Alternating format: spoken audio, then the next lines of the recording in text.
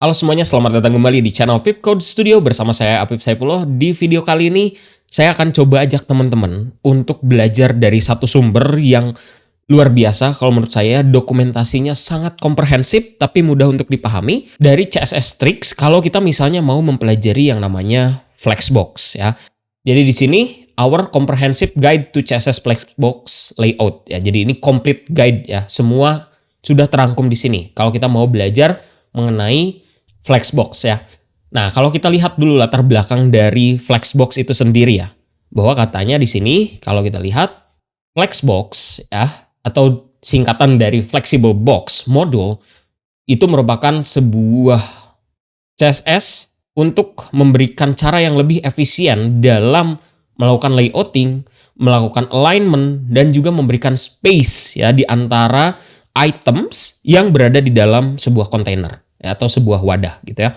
Bahkan walaupun size mereka itu tidak diketahui atau dinamis gitu ya. Makanya disebutnya flex atau flexible. Nah, kalau kita lihat basic dari terminologi sebuah flexbox. Jadi gini, misalkan saya punya sebuah kontainer yang kita sebut sebagai flex container. Yang di dalamnya itu ada item. Ada item 1, item 2 dan item seterusnya gitu ya. Nah, ketika kita berbicara mengenai flexbox, maka ada dua sumbu yang bisa kita jadikan sebagai patokan, yaitu adalah sumbu utama atau disebutnya main axis. Secara default dia adalah sumbu horizontal. Oke. Nah, kemudian ada sumbu yang berlawanannya atau cross axis ya. Tentu ini secara default adalah sebuah sumbu vertikal. Gitu ya. Kalau di dalam ilmu matematika ada sumbu X, sumbu Y gitu ya. Sumbu X itu yang horizontal atau main axis, sumbu Y itu adalah yang vertikal. Nah, tapi ini ditentukan dari yang namanya direction ya atau arah flow-nya.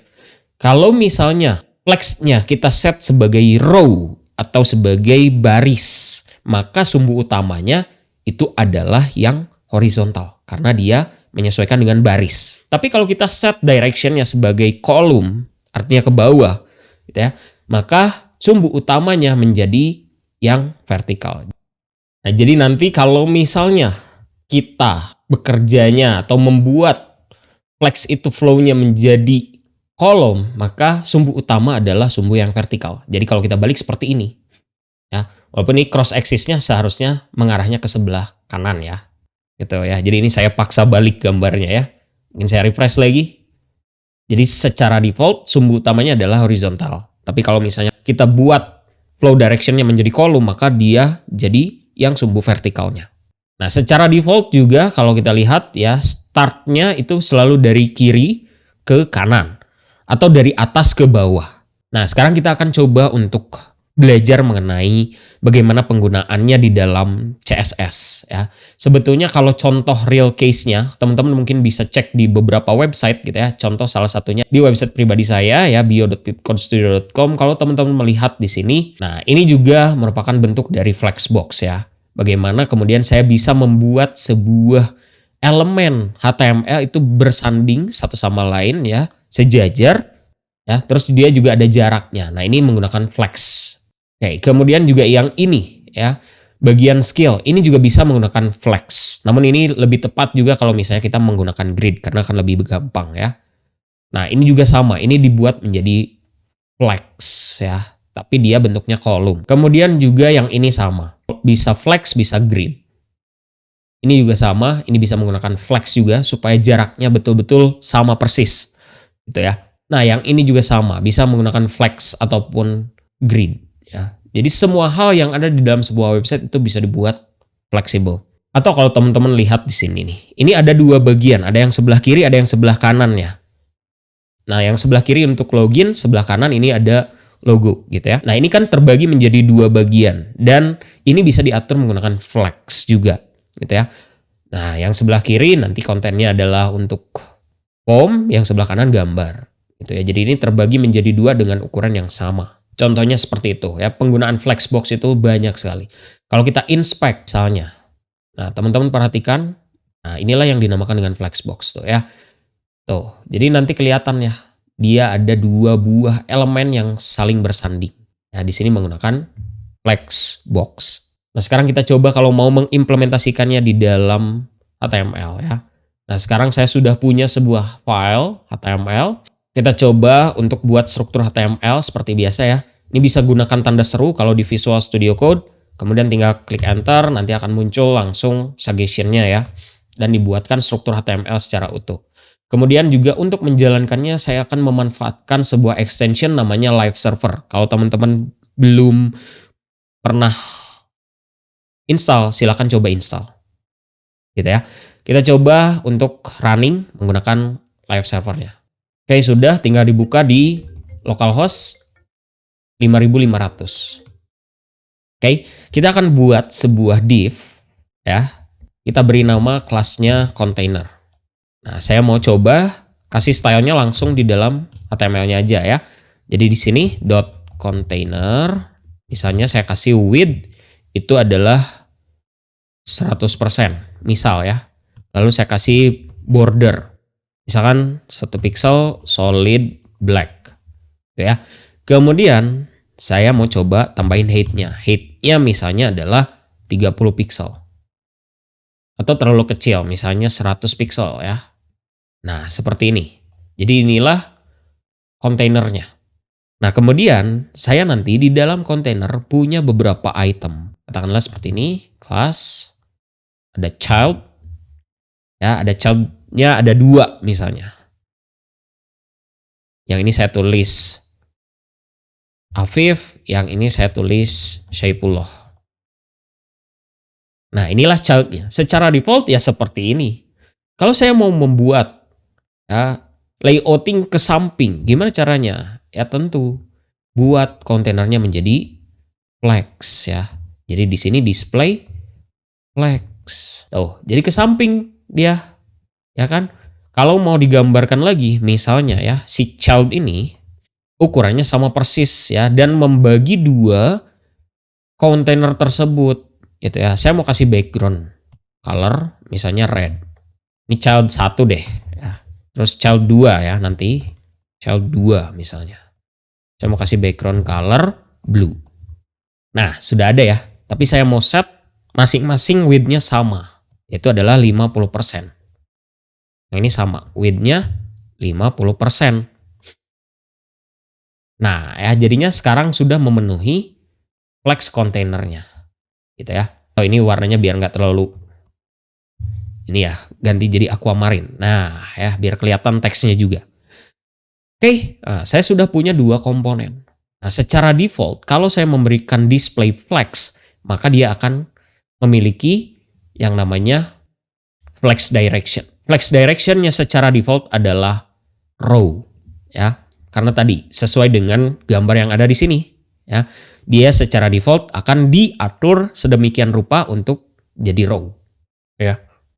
Kemudian kalau misalnya saya mau merubah directionnya, gimana caranya? Nah ini tinggal tambahin aja di parentnya ya, di kontainernya, yaitu adalah flex directionnya. Secara default row. Kalau saya mau ke bawah, column. Tuh, ya, jadi ada Afif, ada Syaifullah. Gitu. Dan tadi kita set width-nya sama 50% ya. Tapi dia tetap ke bawah gitu. Kalau pengen penuh ya sudah ini jadi 100%. Tapi pasti ke bawah gitu. Kalau pengen dibalik, gimana caranya? Column reverse. Tuh, jadi kebalik. Jadi dari bawah sekarang arahnya. Atau mau row reverse. Tuh, jadi Syaifullah dulu baru Afif. Gitu. Nah, itu cara mengatur item yang ada di dalam kontainer menggunakan flex ya. Directionnya mau seperti apa. Jauh lebih gampang daripada kita misalnya bikin kondisi gitu ya. Kalau mobile saya pengen Syaifullah duluan. Kalau di desktop saya pengen Afif duluan. Nah itu tinggal ngatur-ngatur aja flex directionnya. Kalau di mobile itu saya pengen row. Kalau di desktop saya pengen row reverse misal gitu ya. Itu berkaitan dengan direction. Oke, nah itu ya. Nah sekarang kalau misalnya dia terlalu banyak nih komponennya. Misal saya punya child yang lain. Nah saya copy aja yang ini ya. Child 2 langsung. Nah saya kan tadi set 50% ya. Tapi ini kan nggak jadi 50%. Malah jadi 100% dibagi 3 atau 33, sekian persen. Gitu. Nah gimana caranya kalau misalnya saya pengen tetap 50%? Yaitu adalah menggunakan yang ini. Ya, flex wrap. Sehingga nantinya tidak dibungkus menjadi satu baris gitu ya, atau satu kolom. Tapi dia akan menyesuaikan terhadap pattern-nya. Kalau misalnya saya coba di sini ya, flex wrap, gunakan wrap. Dan resultnya adalah seperti ini tuh ya. Jadi ada Saifullah, ada Afif, ada Saifullah lagi gitu ya. Nah ini juga karena row reverse ya. Kalau row doang, coba. Jadi saya hapus tuh. Jadi sekarang sudah sesuai Afif, Saifullah, Saifullah. Atau yang ini ketiga ganti deh. Jadi tes misalnya. Tuh ya kan. Jadi ada 4 bagian. Kalau saya tambahkan lagi, satu lagi, dia akan memenuhi ke sampingnya lagi. Itu ya. Secara default, kalau kita mau bikin positioning seperti ini, sudah bisa menggunakan flexbox ya.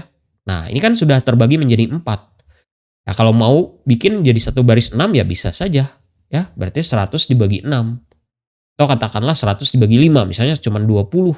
Tuh ya, bisa. Ini kalau misalnya nanti elemennya banyak, kan katakanlah seperti itu, tuh. Jadi kebagi-bagi. Gitu ya. Udah tinggal ganti-ganti aja jadi image gitu ya. Sesimpel itu menggunakan si flexbox ya. Ini saya balikin lagi. Nah itu kalau flex wrap ya. Sama wrap reverse berarti dibalik ya. Coba wrap reverse. Oh jadi kebalik gitu ya. Nah terus juga ada yang namanya flex flow. Flex flow ini disebutnya sebagai shorthand atau jalan pintas gitu. Cara cepat untuk menggabungkan flex direction dan flex wrap ya. Bisa nih flex flow itu mau apa? Kolom dan wrap. Gitu, bisa digabungkan. Ya. Ada namanya flex flow. Ya, jadi ini misalnya row wrap. Tuh, sama. Ya kan? Kalau mau kolom, sini ganti aja kolom wrap. Tuh, jadi kayak gini. Gitu ya. Jadi ini bisa digabungkan yang flex direction dengan flex wrap-nya menggunakan flex flow. Nah, selanjutnya yaitu adalah ada yang namanya justify content. Nah, ini kalau misalnya kita mau mengatur ya alignment sebuah items yang berada di dalam sebuah parent container ya mau diatur kayak gimana. Nah, ini enak nih ya, digambarkan dengan jelas. Oh, kalau flex start berarti semua elemennya kita mulai dari awal. Kalau flex end dimulai dari akhir semua. Kalau center di tengah ya. Kalau space between ya ada jarak di antara elemen-elemennya. Space around dan space evenly seperti ini nanti bentuknya. Nah ini akan berlaku kalau misalnya width-nya itu tidak 100% memenuhi kontainernya untuk setiap item child-nya ya. Tapi misalnya di sini hanya 10% saja. Semuanya ya saya buat jadi 10%. Nah ini kan ada ya beberapa kotak gitu ya. Dan sekarang sudah terlihat. Kalau saya tambahkan di sini yaitu adalah justify content. Kita mulai dari yang center. Kalau center ke tengah semua dia. Gitu ya. Kalau misalnya yang lain, space between. Tuh, berada di antara. Ya. Kemudian kalau misalnya saya punya space evenly. Tuh, maka jaraknya jadi seperti ini. Kalau teman-teman buka juga, misalnya di websitenya wpucourse.id. Nah teman-teman perhatikan nih ada logo, ada button. Ya, anggap saja kita misalnya punya 2 child. Jadi saya hapus yang satu logo, yang satu saya tulis button misal ya. Nanti tinggal ganti-ganti aja. Nah ini kalau space evenly. Kalau saya bikin jadi space between. Tuh kan, ada di kiri, di kanan. Ini logo, ini button. Nah ini sudah sama kan? Ada logo, ada button, udah tinggal diganti aja kontennya ya. Yang satu pakai image, yang satu pakai button gitu ya. Contohnya sesimpel itu ya penggunaan dari si justify content ya. Jadi bisa diatur sedemikian rupa. Kalau teman-teman mau lihat atau mau coba satu persatu silahkan ya. Resultnya juga sudah ada di dokumentasinya. Nah itu mengatur konten di dalam sumbu utama. Nah kalau misalnya sumbu utamanya adalah kolom. Ya, karena ini tadi pakai flex flow ya. Kolom wrap. Teman-teman perhatikan. Tuh, ya. Ada logo, ada button. Kalau saya nggak kasih space between. Tuh, jadinya kan gini. Ya. Sekarang kenapa? Karena tadi ya, kita balik sumbu utamanya sekarang sudah kolom atau vertikal. maka justify content akan mengatur konten secara vertikal, bukan lagi secara horizontal. Gitu ya. Itu kalau posisinya kolom. Kalau posisinya row, maka dia mengaturnya secara horizontal. Dan juga ada yang namanya line items. Kalau tadi justify content itu adalah untuk yang di sumbu utama, line items adalah di sumbu silangnya atau sumbu lawannya. Kalau misalnya posisinya adalah row, ya, flow-nya, maka ini kan sumbu utama. Maka line items ini sumbu berlawanannya. Misalnya saya pengen dia ada di center. Tuh, jadi ke tengah. Gitu ya. Jadi di tengah-tengah. Nah, ini akan mengatur di sumbu lawannya. Ya, kalau sumbu utamanya adalah yang horizontal, maka sumbu lawannya adalah sumbu vertikal. Ya, sumbu silangnya adalah sumbu vertikal. Tapi kalau misalnya sumbu utamanya adalah sumbu vertikal, maka sumbu lawannya adalah sumbu horizontal. Sehingga kayak gini jadinya, tuh. Secara vertikal diatur space between di antara, ya, tapi secara horizontal diatur di tengah-tengah atau center. Ya, jadi secara horizontal di tengah, tapi secara vertikal ada di antara. Tuh ya. Line item sama persis ya. Dia bisa pakai start, end, center, atau pakai stretch juga bisa. Misal kita coba stretch. Gitu ya. Kalau misalnya mau dipakai stretch juga bisa supaya semua kontennya nanti sama. Atau mau pakai baseline jadi semua teksnya nanti sejajar. Gitu bisa juga. Nah, kalau misalnya ini ada line content sekarang. Line content ini kalau misalnya kita menggunakan yang namanya flex wrap ya, dan ke bawah kita mau atur semua elemennya, bisa gitu ya supaya lebih rapi. Misal tadi banyak ya, saya tambahin lagi aja di sini. Ini kan pasti ke bawah. Tuh kan? Ke bawah ya. Nah, saya pengen aturnya pakai ini, line content. Bisa ya. Cobain aja ini ganti line content. Misal kita pakai space between. Tuh, jadi kayak gini. Terus kalau misalnya saya mau atur pakai flex end. Jadi kayak gini semua. Itu bisa ya kalau misalnya kontennya banyak banget. Ini saya hapus-hapusin lagi ya. Nah, ya kurang lebih seperti itu untuk line content. Nah, sekarang kalau misalnya saya pengen atur jaraknya nih. Ini saya balikin lagi jadi 50, yang ini sama 50. Ini saya balikin lagi jadi row. Oke, sudah ada nih ya di tengah lagi. Karena kita pakai space between dan line items. Saya pengen ada jaraknya, kasih yang namanya gap. Ya, jadi ini ada yang namanya gap. Gap itu bisa diatur row dan kolom. Ya, secara row dan secara kolom. Nah, ini ya. Kalau gap doang itu artinya semuanya ya, secara kolom dan row ya. Kalau misalnya pengen diatur row-nya dulu terus gap untuk kolomnya berbeda, bisa juga dibuat seperti ini. Atau mau satu-satu bisa juga, row gap, column gap gitu ya. Nah, kalau saya coba sekarang misalnya tambahkan 10 pixel. Maka sekarang nggak mepet lagi, ada jarak. Tapi karena kita set 50%, maka jadinya kan nggak kelihatan. Mungkin saya set lagi jadi 10%. Terus saya ganti jadi nih flex start. Oh, jadi ada jaraknya. Kalau saya hilangkan gapnya, maka nggak ada jarak sama sekali di antara kontennya. Nah, terus juga kalau misalnya kita mau bermain-main dengan yang namanya order. Nah, kita bisa juga kalau misalnya punya banyak elemen. Kita pengen nih taruh yang mana duluan. Gitu. Secara defaultnya adalah 0. Gitu ya. Misal saya taruh ini order 1. Tuh, jadi logo di belakang. Karena ordernya 1. Defaultnya 0 kan ya. Kalau saya tulis order 0, maka logo duluan. Kalau saya tulis di sini order 2 berarti. Tuh kan jadinya logo duluan. Kalau saya tulis di sini order 1 sama ya, karena akan di-execute child 1 dulu baru child 2 ya. Kalau saya tulis di sini 0, maka button duluan. Itu disebutnya order untuk mengurutkan children yang ada di dalam flex-nya ya, container flex. Nah, terus ada juga yang namanya flex grow. Ya, yang sering kepake ini ya, lumayan. Kalau misalnya kita punya nih konten ya, button segini misalnya width-nya. ya. Nah, saya pengen logo itu memenuhi sisanya, ya. Gimana caranya? Caranya adalah gini. Ganti, ini jangan pakai width. Mungkin ordernya juga saya ganti. Oh, ini button ya, sudah. Berarti yang ini ya. Width-nya saya hapus. Ya kan secara default seperti ini. Kalau saya mau width-nya full, gimana caranya? Pakai flex grow. Udah tinggal tulis 1 di sini. Tuh, jadi memenuhi sisanya. Kalau ada sisa, habisin sama logo. Gitu ya. Itu possible kita lakukan seperti itu. Biasanya kalau misalnya ada konten yang kurang banyak gitu ya. Kontennya jenisnya sama tapi yang satu kontennya agak panjang, ya misalnya katakanlah card gitu ya.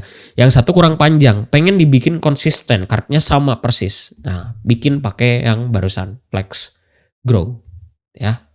Gitu ya. Jadi kurang lebih seperti itu ya cara pengaturan sebuah elemen di dalam website menggunakan flex ya. Sebenarnya ada properti flex yang lain. Kalau teman-teman mau cek silahkan ya dicek langsung di dokumentasinya ya.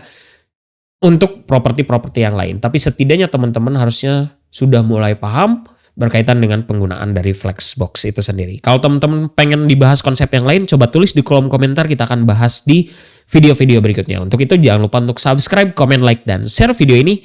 Kita ketemu lagi di video berikutnya.